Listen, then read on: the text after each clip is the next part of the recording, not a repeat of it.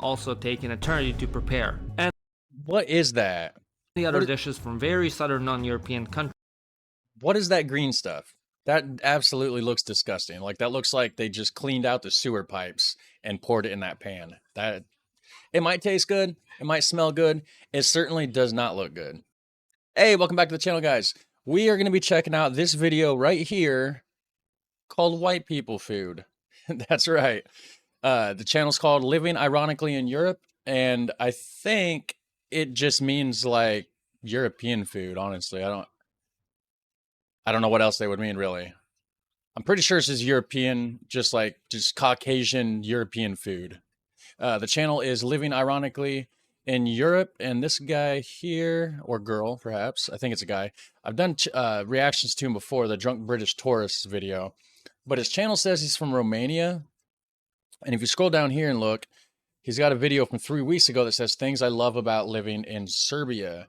So I'm assuming he lives in Serbia, but he's from Romania, or at least he was in Romania when he made the channel, right? Here's the thumbnail for the original video. And yeah, links down below. Go check it out. And we're going to find out about this food. I love food. Great topic. Everybody loves food. You got to have it, right? Got to have it to survive. You can't just be out there chewing on trees and stuff. So let's check this out. White people food.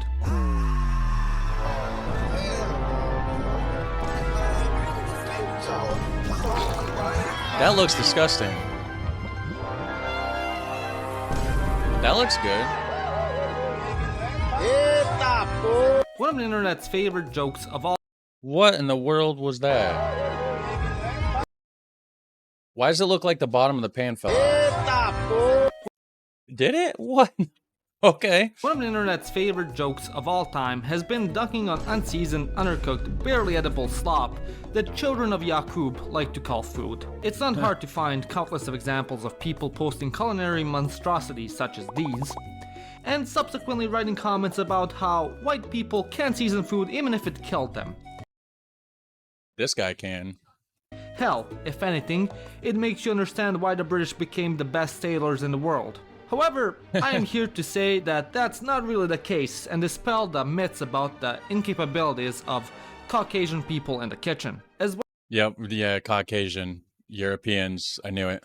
white people food is much more than the failed attempts of morbid obesity and freedom land at culinary arts. To start off, the schema of white people food originates from America. Most usually it is associated with incorporating very plain ingredients such as bread, cheese, cream, potatoes, and potentially some sort of unseasoned meat. Most usually the dishes that would be considered white would be things such as a bologna sandwich, potato salad, some sort of casserole, or just basic stuff like slightly salted, steamed, or boiled vegetables. No. Not this guy. I certainly properly season my food. I love food. I'm passionate about food. It's amazing. You got to have it to survive. I don't like plain unseasoned stuff. Maybe other people do. I don't. With barely salted chicken breast. Usually when these dishes are compared to the cuisines of other peoples in America, such as Indians, Latinos, Africans, and the Chinese, a lot of it seems underwhelming and laughable as the others are rich in color, smell, and flavor. I love Mexican food. Absolutely love some tacos and fajitas. Oh my goodness. However, these types of dishes are quite the tiny sample of white cuisine. A lot of these types of dishes that I mentioned first found their origin from Northern European settlers, such as the English, Irish, Dutch, Germans, and Scandinavians, who were mainly at the time disenfranchised peasants. Because of their poverty, many couldn't afford to cook with anything else other than the most basic of ingredients. Their climate didn't help that much either, as there was also a smaller extent of produce that could be grown in their native countries of origin. Later on, after the Second World War, America experienced a boom of new ways of food processing and making, which gave birth to stuff such as the trusted American Jell-O, spray canned cheese, and Hey, that canned cheese though. That canned cheese got some flavor. It's I know it's not real cheese before you bash me in the comment section for that, but it tastes good. It's not healthy for you, probably. It's not real cheese. Yeah, sure. but it tastes good. I'll just tell you that. An infamous long-lasting sliced bread. Convenient, sure, but also a cardinal sin against God and everything holy. But again, these are just a very few nitpicked examples and not really representative of the whole cuisine. White people food essentially comes from European cuisine, and much like any region in the world, Europe's cuisine is quite distinct from the others. Now, first to tackle the main elephant in the room, seasoning. Despite the popular stereotype of white people not seasoning their food, this simply isn't the case. Yeah, exactly. And I can tell you that right now. We season our food, at least I do. I'm pretty sure the Dutch don't season a lot of food though. That's actually one thing I've seen in a lot of the videos that I've done reactions on about the Netherlands and like just comments in general, which is crazy because they were like leaders in the spice trade back in the day. I mean, of course they do use seasoning, just not. I feel like we use more here. Like I've seen Dutch recipes, and it just was a little bit bland seeming to me. Like Stampot, for instance, it tastes amazing. Not a lot of seasoning in it though. Again, due to Europe's overall climate, which isn't the best for growing in most spice plants, the cuisine had to implement less exotic spices. While in Indian and Middle Eastern cuisines, it is common to use turmeric, red pepper, saffron, and curry, Europe implements more of salt, black pepper, rosemary, paprika, dill, nettle seed, and horseradish as their main spice. I don't like horseradish. My main ones will be like salt, cracked black peppercorn, right? Garlic. You gotta have some garlic. That's the main ones, actually, I think. And I like cumin, comino, whatever. If you're Mexican, a lot of cumin. You know, they call it camino down there, but like a lot of the Mexican food has cumin in it, which I love Mexican food, so I use cumin like whenever I'm cooking it. And then what else? Barley, or not barley, basil, parsley. I got that mixed up. I was going to say barley and parsley at the same time, and it came out barley. But anyways, yeah, basil, parsley, and then, like oregano and stuff like that if you're making like an Italian style something or other. Americanized Italian spaghetti, of course.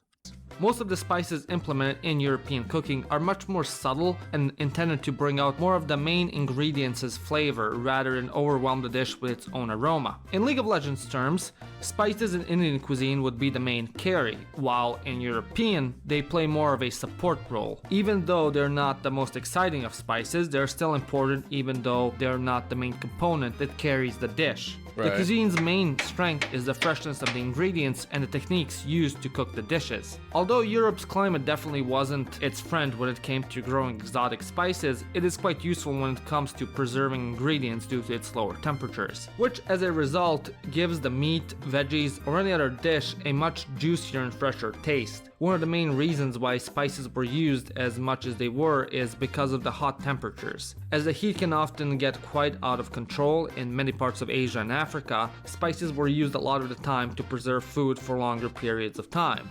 Now, is it spices in general or just salt? Because I know salt can preserve food, but like, does other spices have food preservation properties as well?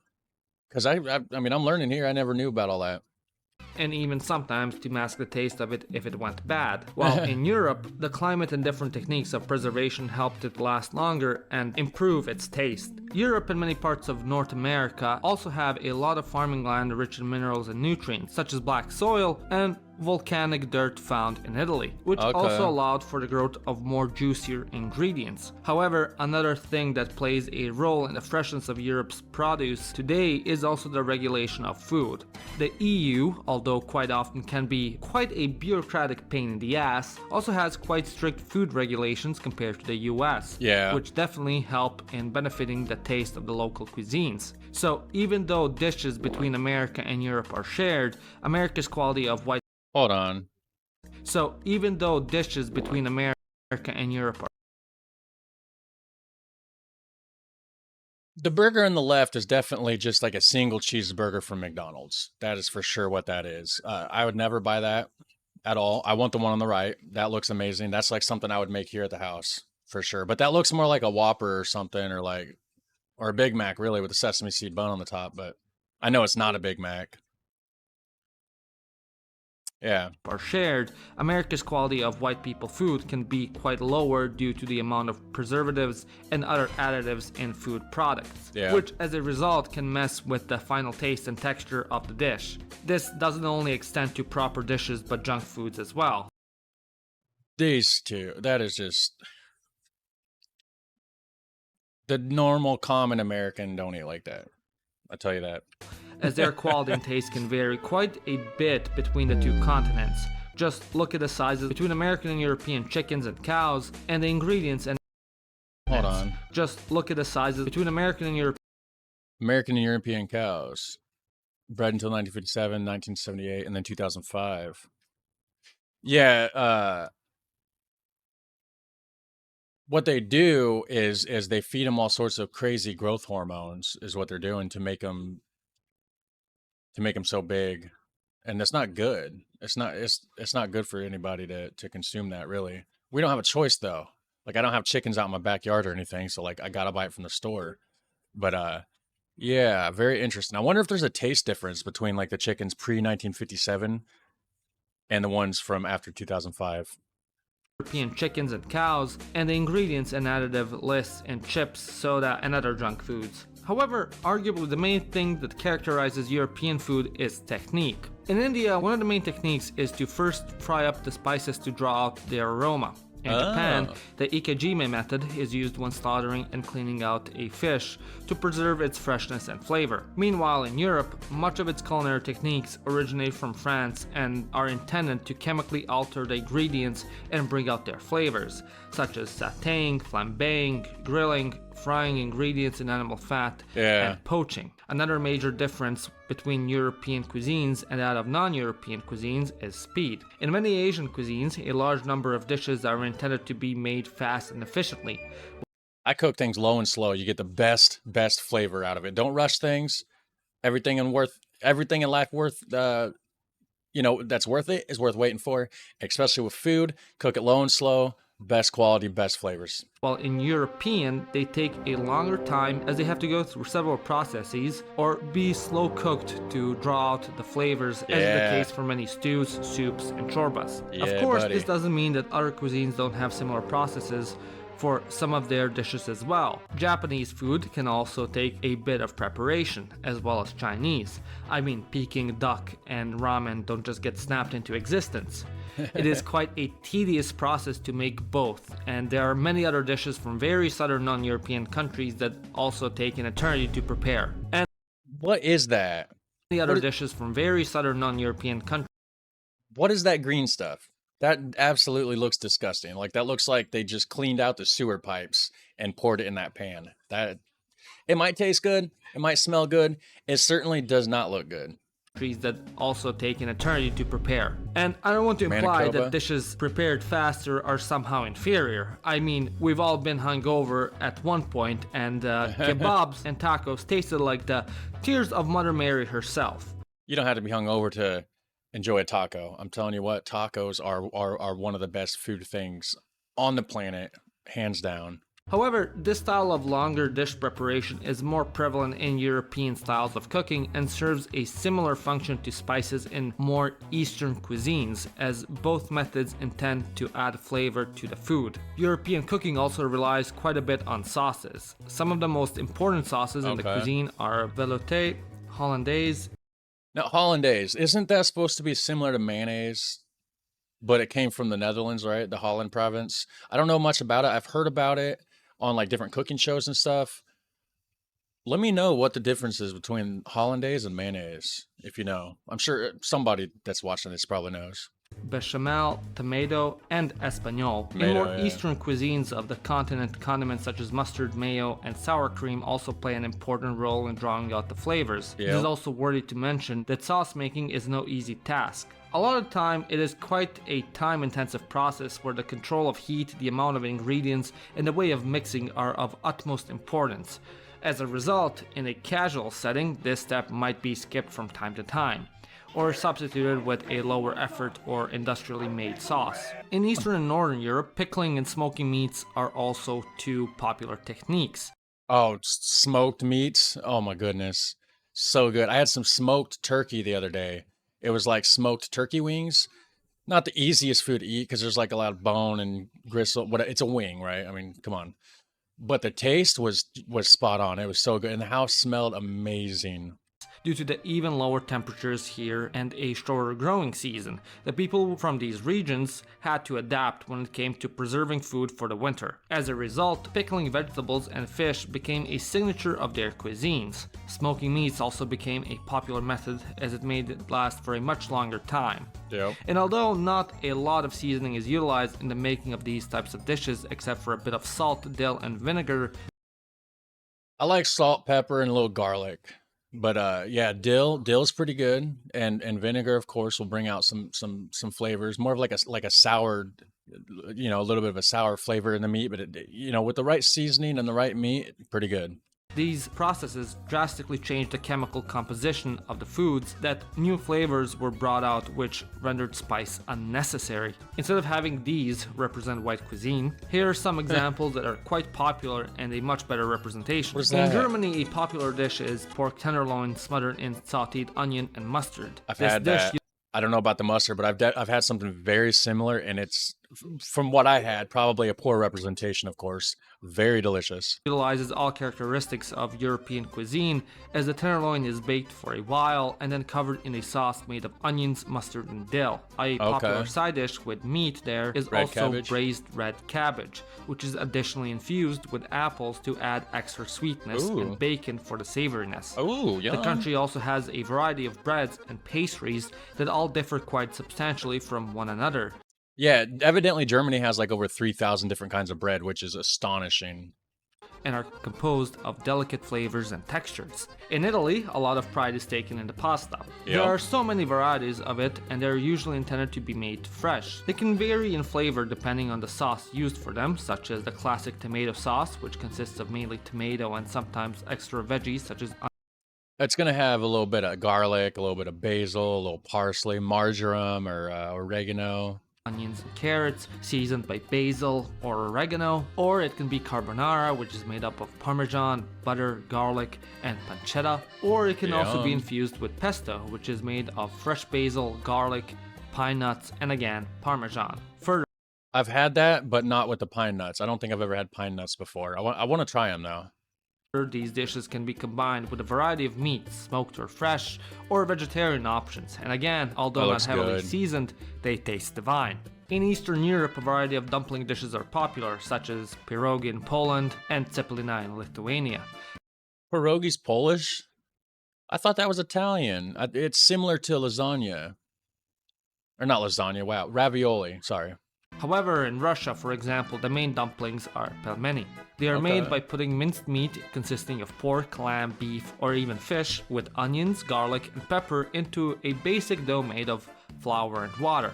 After being boiled, they are served with a dipping sauce of sour cream or mayonnaise dip mixed with dill. And although kinda basic, it is quite cozy to eat on a cold, snowy day. Georgia, although European, good. sticks out from the status quo as within its cuisine it implements quite a bit of spice and seasoning. For example, its most popular dish, king hali, a soup dumpling, is heavily spiced. Its minced meat is seasoned with cayman, cumin, saturaja, chili pepper, and onions. It's then I love cumin. Yeah, chili pepper. I forgot about that.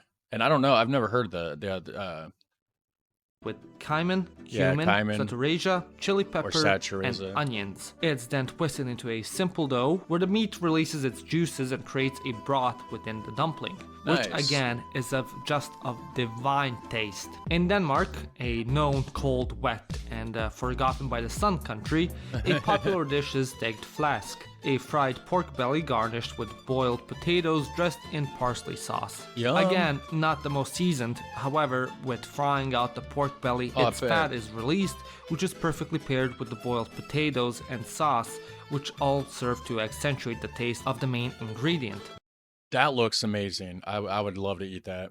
When it comes to long-cooked savory dishes, some of the best examples consist of the Italian ossobuco or the French boeuf bourguignon, which just take it to a whole other level. I However, bet. within Central Europe, none other is king than the Hungarian paprikash. The dish is made up of cut-up chicken thigh that is nicely cooked within a sauce made of broth, sour cream, tomato juice, and seasoned with paprika, and then served with freshly made egg noodles known as nokelli. And there are so Oh, many other man. examples to name. So to say that this is white people food just doesn't do justice to the cuisine, as there is so much more to it than just spice. Anyways, let me know what you think. What are your favorite dishes? Let me know in the Yeah, wow, I'm hungry now, guys. I'm super hungry now. I think I'm gonna go eat some spaghetti left over from yesterday. Americanized, of course, but you know, I made it, I love it, and I'm gonna destroy it. You guys have a super fun, awesome day, and I'll catch you in the next one. Take care, bye.